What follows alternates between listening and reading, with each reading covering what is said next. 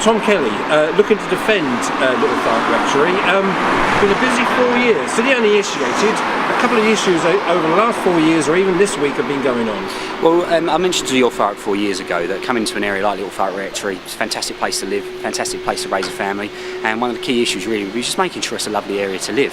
When we have councillors living in the area, and I think it really speaks volumes if you've got the people in the know moving in. So yeah, it's certainly been an enjoyable 4 years. I think really when you're looking at Little Thurrock Rectory, even though it is a great place to live, road infrastructure, I think that's a key issue. I think making sure the potholes are being cleaned, making sure the streets are clean, and these are something that myself and my ward colleague Rob Gledhill have been working very hard on over the last 4 years. So I think if you look at my record on planning also, you'll see that I'm not in favour for overdevelopment, and I only ever really approve applications but there's proper parking provision and there's proper road infrastructure, and that's extremely difficult in Grays at the moment because it is very combust. So these are the sorts of, I think that's probably the real big issues going forward. How can we keep traffic flowing in Little Thurrock Rectory? How can we improve the road infrastructure and going on from there? Because it is difficult. It's an area right in the middle of Thurrock, but it's. Do you sort of feel like you're like King Canute trying to prevent more cars, prevent more development or reasonable development? Is it quite a tough battle? It certainly is. I mean, you saw on the Whitehall application we had last week on planning,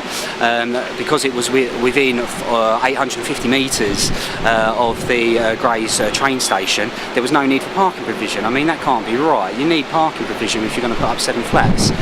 So that was difficult. We are fighting hard to try and stop these overdevelopments. But if I am given the privilege to represent the residents of Little Thurrock for another 4 years, these are the key issues that I'll be fighting on. Do you see it as a privilege? Do you really enjoy it and see it's really great to have this responsibility? Absolute privilege. I mean, I love Thurrock. I lived in Grays all my life. I lived I went to school Woodside, Thurrock, and I think it is important to be involved. You can get a real buzz out of representing the people that you live around, and being part of the community is it's fantastic.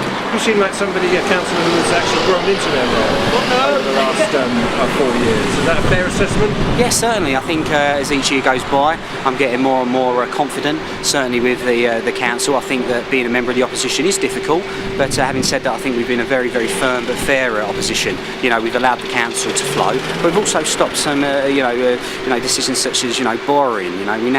Borrowing has to come to full council. These are the sorts of things we're doing as a responsible opposition, and I certainly think we're ready for office, and hopefully on May the 7th we get that privilege.